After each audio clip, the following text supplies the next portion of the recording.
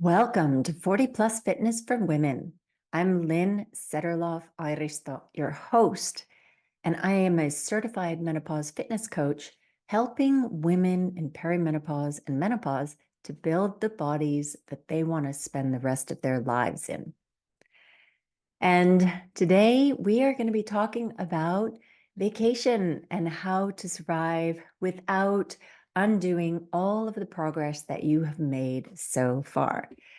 And it's kind of a funny time for me to be talking about this because I just got back from vacation. I've spent the last about 3 weeks actually, first in Greece on a catamaran, sailing around with my friends, or actually motoring around because there wasn't much wind. And then came back for a whopping 3 days and repacked to go for a long weekend for midsummer weekend here in Finland on another boat. So I haven't been doing a whole lot of exercising, but let me tell you, I have lived the struggle of trying to stay fit and on track in vacation. So this topic is very close to my heart. I mean, summer's only getting started, right? So we have all heard that consistency is king. And that is definitely going to be a theme here today in this episode. Because as we know, 10 days of doing everything right isn't going to make a whole heck of a lot of difference. And the same way, 10 days of skipping everything that you're doing right is also not going to make a whole heck of a lot of difference. But the problem that I see happening is that people will just sort of skip everything for the summer, right? They've been consistently going to the weight room, they've been watching what they eat, and then summer is a free for all. And I'll tell you that if you spend the whole summer just not paying any attention to what's going on, you will feel it in the fall. And as we are in midlife already, it is not as easy as it used to be to just kind of rein it in September and then get back to fitting into your clothes the way you used to. And that's why it is probably particularly important for us to learn habits that allow us to enjoy the summer, but not put us into some deep hole that we have to dig ourselves out of come fall. Now, I also want to say that I don't want you to go to the other extreme. I mean, there have been phases in my life, and looking back on them, I'm like, wow, I really had kind of a warped way of thinking about things. But phases in my life where on a Friday night or a Saturday night, I would not go out with my friends because I wanted to go to the weight room and go running. And I think that's kind of the other extreme of letting working out dominate your life and actually deprive you of the fun things. Because in the end, the reason that we're doing this, the reason that we're taking care of our bodies, the reason why we're taking care of our muscles is that we want to be able to enjoy our lives for as long as possible. We want our health span to be improved. We not only want to look good today, but we also want to be functional 10, 20, 30, 40 years, 50 years from now.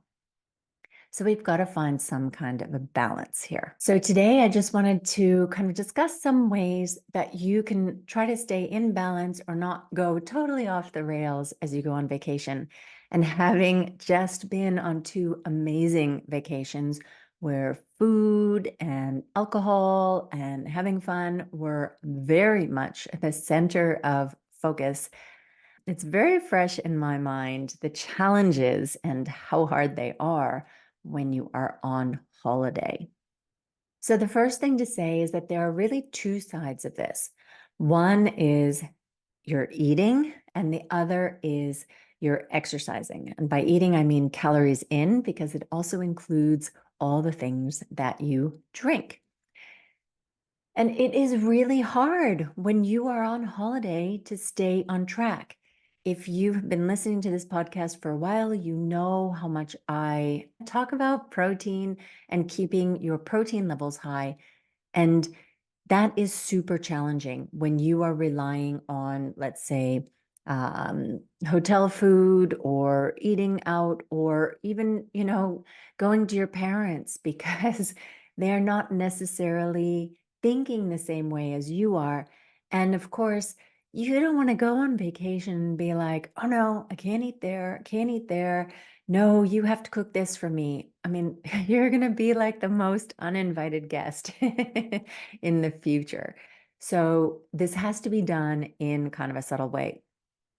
So I'll just tell you some of the things that I did, and maybe these will help you think about how do you want to manage this when you go on vacation. First of all, protein. That was one of my only goals really when I went to Greece and 10 days of eating everything prepared by other people. And one of the ways that I made sure that I was going to get in my protein is I actually took protein powder with me. And that may sound really, really geeky, but it was actually easy to incorporate that into my day because, for example, at breakfast, there would be plain yogurt. I'd throw protein powder into there. In the middle of the day, I would just have my protein shake. So it wasn't like ruffling any feathers. Yes, when I pulled out the bag, my friends asked me about it, but of course they know they know that I do this. So but that was an easy way to do it. So pack the protein powder. And the nice thing there is, of course, it took up some space in my luggage when I was going there, but it was empty when I came back. So it was room in my suitcase for some of my shopping purchases.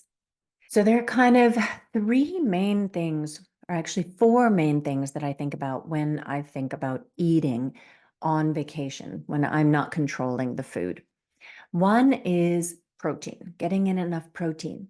The second is choosing lower fat options, having all my dressings on the side, because man, if you have salad, but it's got a ton of dressing on it, then you may as well have something something a lot more satisfying that'll have the same amount of calories and fat.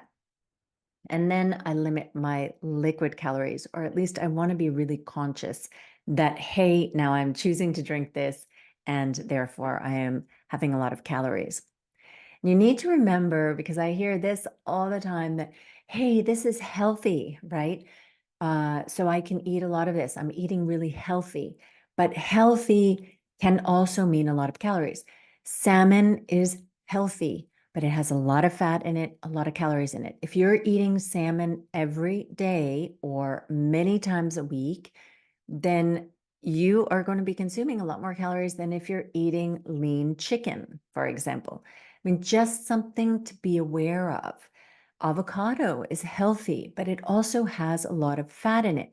So I choose avocado, for example, as a spread on my sandwiches rather than choosing butter. So I'm making a healthier choice, but I'm not just eating avocados like apples or something like that. So how did this show in my actual choices there?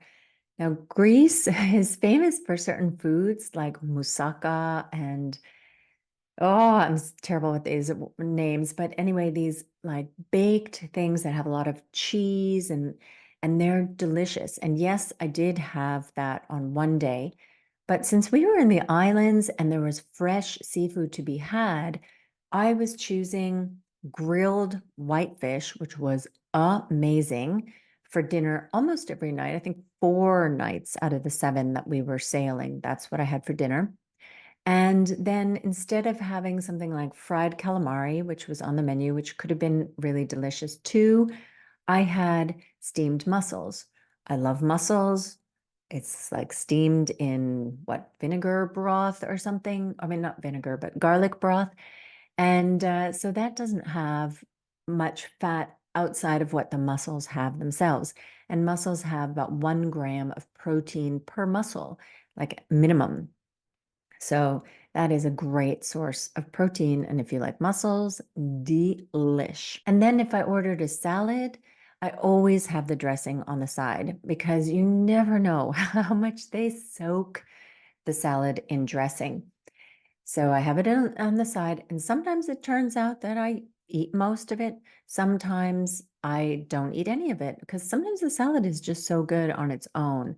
And part of it is what your taste buds get used to. If you get used to eating salad that doesn't have that slippery dressing on top of it, do that 10 times and it'll feel weird in a way to have the dressing on there. So you can teach yourself, your taste buds, to enjoy new things.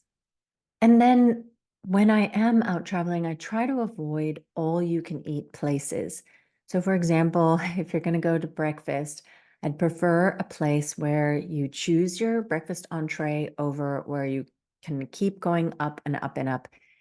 And of course, you could go up less often, but it is really hard not to go have a little more, have a little more, have a little more. So that just helps avoid that temptation. And then the other thing that I've had to learn is not to feel guilty about leaving stuff on your plate. And I think this is a really good rule that I've actually implemented here at home with my kids, which is that if you choose it, like if they go into my kitchen and they know what my spaghetti sauce tastes like and they heap it on their plate, I expect that whole heap to be gone because it's not like they're going to taste it and be like, oh no, I don't like this after all, because they've had it 100 times and they can always go back for more. So I want them to choose a portion that they are going to eat. But a restaurant is a whole different situation. You may have humongous portions. And surprisingly, in Greece, the portions were really big. By the third night, we started sharing main courses because we just noticed that, oh, we were like rolling out of the restaurants if we ate the whole main course, because it's really hard not to eat it when it's really good and you've paid for it and all the things. But so maybe sharing is one option, maybe just leaving it on the plate is another option. And one other trick that I've started using, and this is totally opposite to what I used to do, which is that when I start eating, let's say there's a salad, right? And it's got salmon and um, some delicious vegetables, maybe egg, that kind of thing. What I will do is I will start by eating my favorite stuff and the high protein stuff.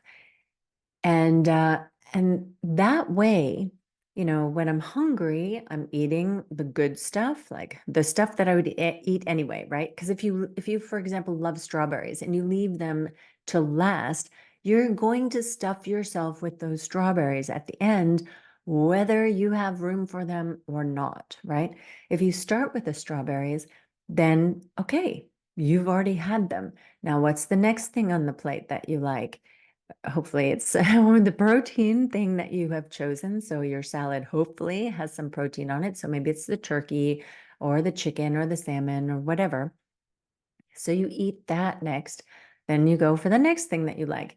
And what you end up noticing is that as you start to get full, you're like, there's nothing on this plate that's like so appealing that I would want to stuff myself. And that makes it easier for you to put your fork down instead of just overeating.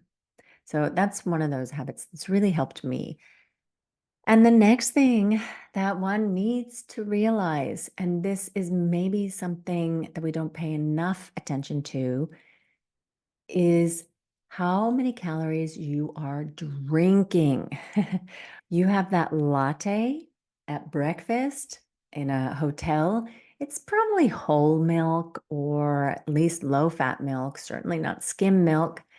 And that has a lot of calories in it, especially if it's big. I mean, that could be a couple hundred calories in there. If you have fruit juice, you're thirsty in the morning and you have a couple glasses of orange juice or apple juice or whatever, that actually has a lot of calories. Yes, vitamins as well, but also a lot of calories. So you always need to be kind of weighing that. Is it worth, maybe you have half a glass, right? Or one glass, not three, and drink water for your thirst instead.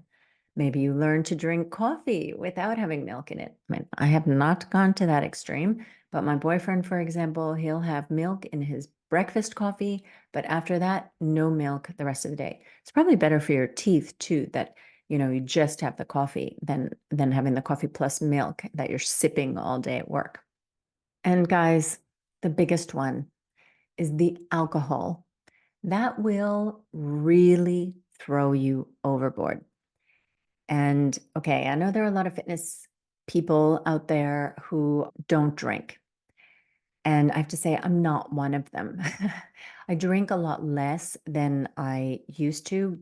Nowadays, I don't drink at home. Like, I will not have a glass of wine at the end of the day because it really hurts your sleep. So you can listen to my sleep episode to hear more about that. But, you're on a boat, you're on vacation, you're with your friends, noon comes around, and it's time for that first gin and tonic, right? And then if you let that keep going through the whole day, that you have a gin and tonic now, then maybe you go for a swim and then you have a glass of wine, and then maybe it's so hot you have a beer. Think about each of those drinks being at least 200 calories. Some drinks have more than that, but let's just make things simple by thinking that every time you have a drink, it's 200 calories. And if you have 5 of those over the course of a day, which can really easily happen if you're on vacation and hanging out with friends and, whatever nice day, that's like 1,000 calories. If your daily calorie amount that you're aiming for is 2,000, you've already added 1,000 calories to your daily total just from your drinking. And it's easy to go way over that. So start actually paying attention to how many drinks you have. Just so you're like, okay, there goes another 200, there goes another 200, there goes another 200. And it might make you think about whether you need that GT at noon or maybe you have that at 5 instead or something. Who knows what it is that it makes you do. And the other thing about alcohol that ends up happening is that it lowers your inhibitions and you start to eat a little bit more. So you end up with kind of a compounding effect of alcohol, not only the calories that you're consuming with the alcohol, but also the calories that you consume because you're having those nuts or those chips. You start to get the munchies a little bit, especially on a hot day. And then you've got extra calories. Plus, if you've had a few drinks, had some chips, you're not so likely to go for that walk. So yeah. And I'm just saying, I do this too. I notice this in my own behavior now. It's just a really good thing for you to be aware of, that is something that will bring on a lot of calories very, very quickly. Okay, so we've gone through the calories in part, and I would say that is the part that is going to make the biggest difference in how you feel and look after your vacation. If you've put on a pound or 2 of fat on top of your muscles, you are going to look not as toned, not as lean. Okay. That's just the way it is.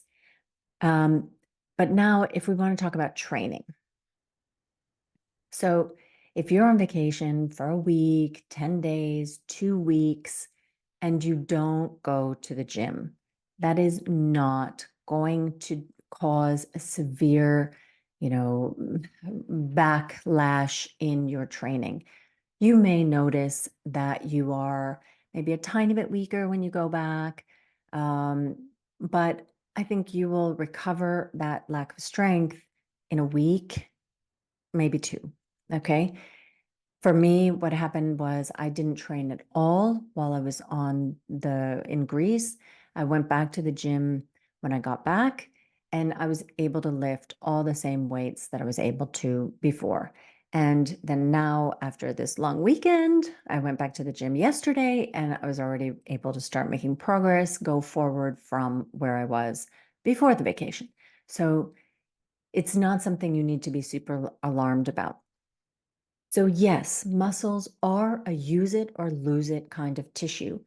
But if you're at least moving a little bit, like walking, carrying stuff, you're carrying your heavy suitcase, you're whatever, you're carrying the groceries, moving around, so you're not bedridden, is my point, then it should not be some radical rate of decline. So if you were paying for your vacation like I did to go to Greece, I mean, I saved up money for a while to do that vacation. The last thing I was going to do is be worried about my muscles. I wanted to enjoy the heck out of it. And I did. And I did not suffer in air quotes, much of a backward slide as far as my fitness because of that. Now, movement is important. So I normally do the 8,000 steps a day, and that's often on my walk pad. So it's not that I'm like walking fast outside, it's not exercise, it's simply movement. So what I did try to do was not sit still the whole time. And this is much easier to achieve when you're on vacation.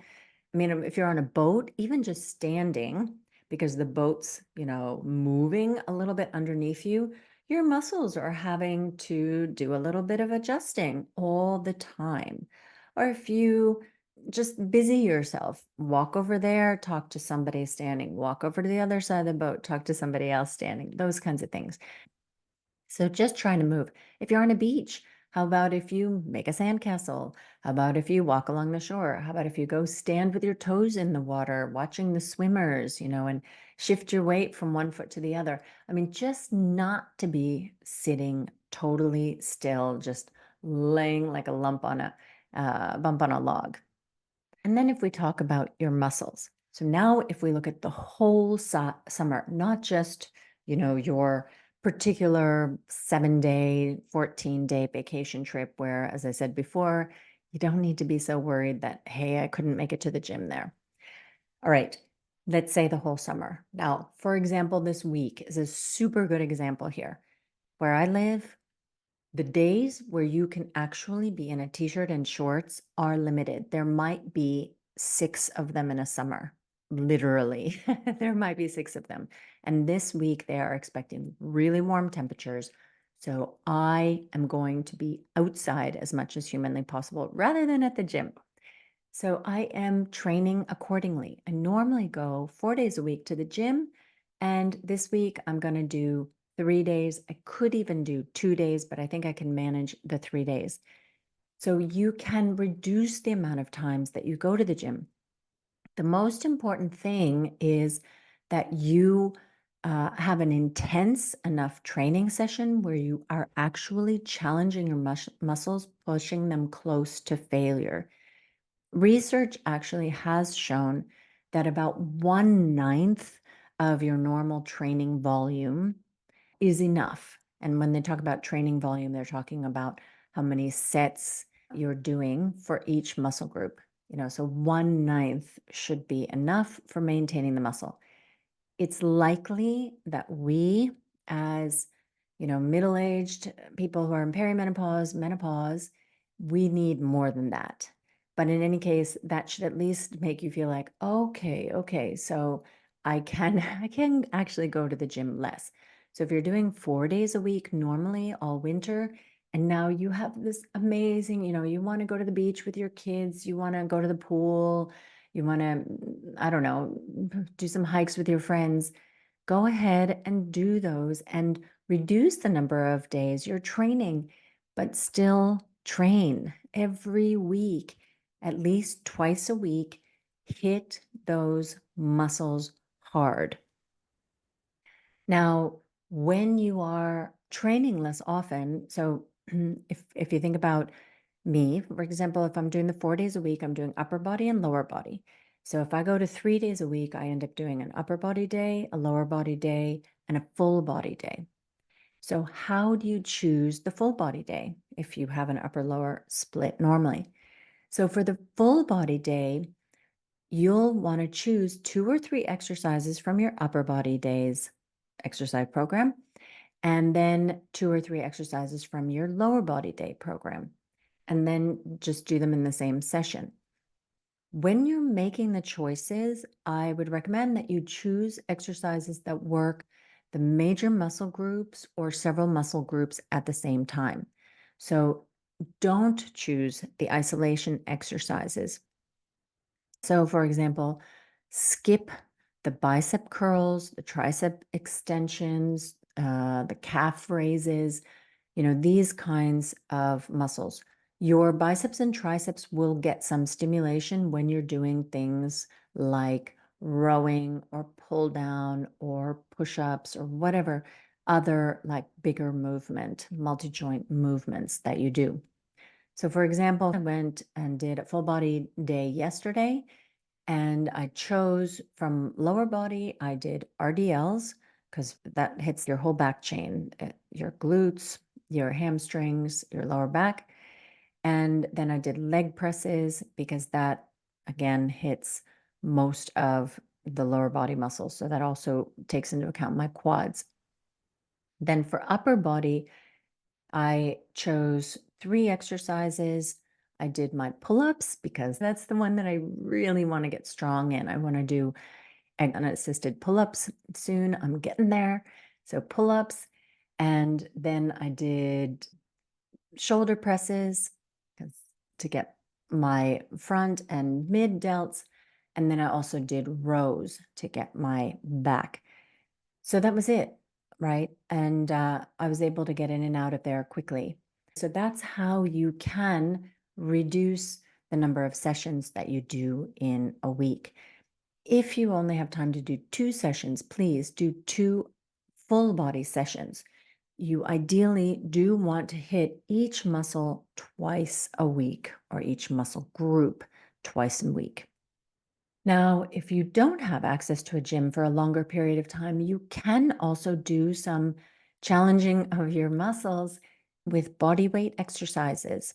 So I actually did videos, some of these, while I was on the catamaran to show that you can do them anywhere.